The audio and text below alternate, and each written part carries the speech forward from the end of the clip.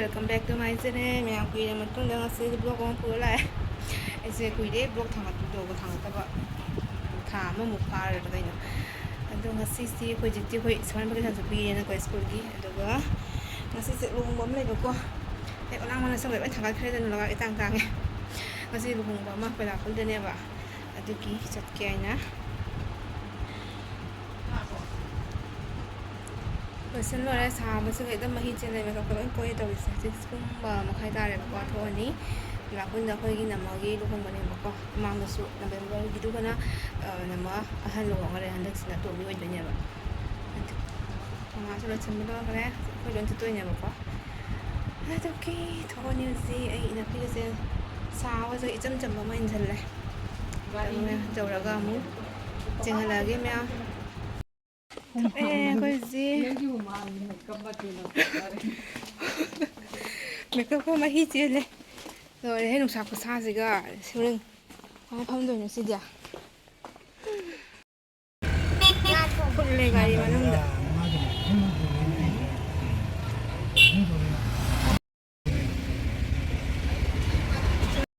nụ sạc của xa rồi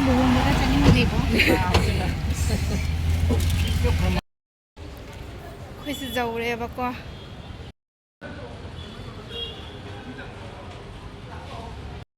khơi sẽ zoom lên thì bộ hong ý sẽ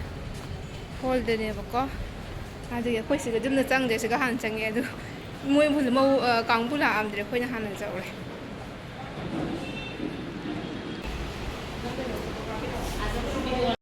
mi cái áo làm để khơi nhà hàng là giàu này không mà bạn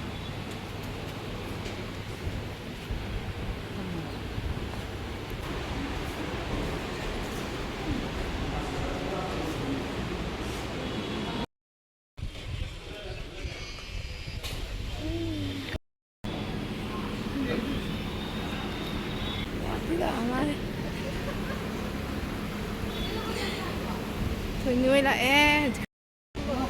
cái đây nó nuôi bữa nó ăn bát đi rồi nó ăn bát đi rồi nó ăn đi kita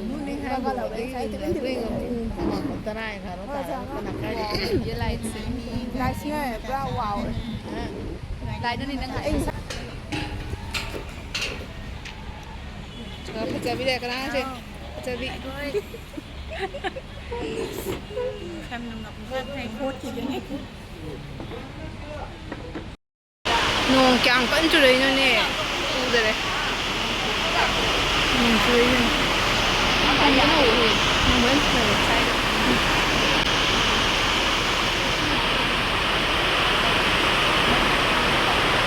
muốn chủ cảm ơn cả buổi này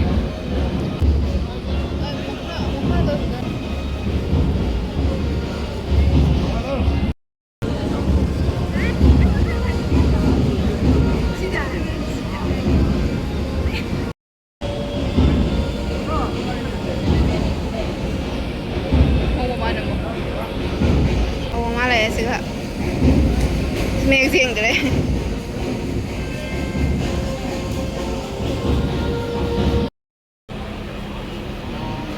hay chừng 4 ngày nữa rồi dạ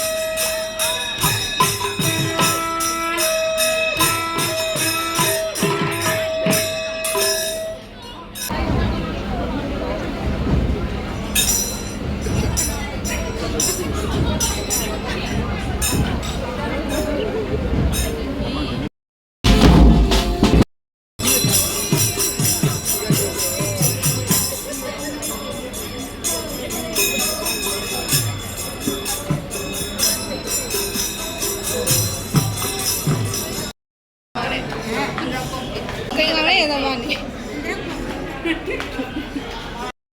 ꯆꯥꯕ ꯆꯪꯉꯛꯏ ꯑꯩꯈꯣꯏ ꯀꯩ ꯍꯥꯏꯕ ꯄꯨꯔꯤ ꯆꯥꯕ ꯂꯥꯛꯄ꯭ꯔꯥ ꯃꯤꯠꯀꯁꯦ ꯑꯝꯇ ꯄꯥꯡꯉꯝꯗ꯭ꯔꯦ ꯆꯥꯕ ꯆꯪꯉꯛꯏ ꯑꯩꯈꯣꯏ ꯀꯩ ꯌꯥꯔꯦ ꯌꯥꯔꯦ ꯄꯨꯔꯛꯈꯤꯗ꯭ꯔꯦ ꯆꯥꯅꯕ ꯍꯤꯟꯖꯥꯡ ꯂꯩꯔꯦ ꯇꯟ ꯂꯥꯛꯇ꯭ꯔꯤ ꯇꯟ ꯂꯥꯛꯇ꯭ꯔꯤ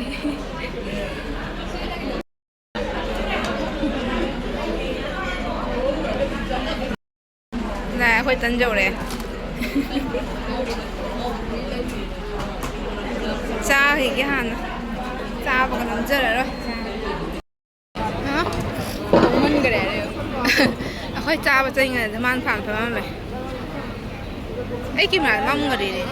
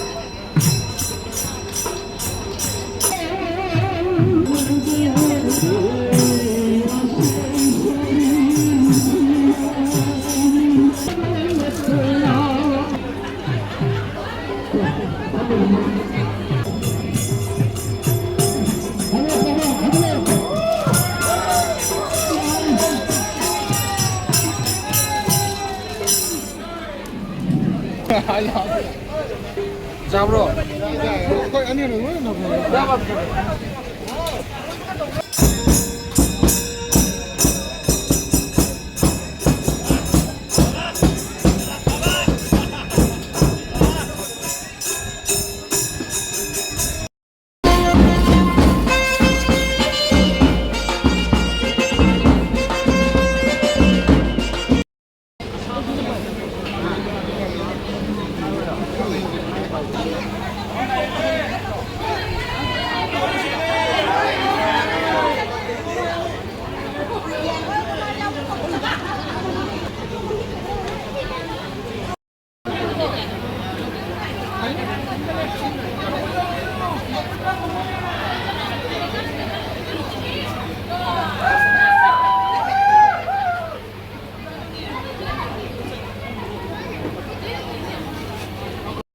có thằng cái gì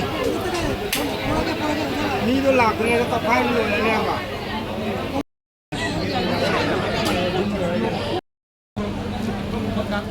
luhung balo leo si photo shoot tau na ri son da ama da chiga ta biya masak ta photo shoot tau na ri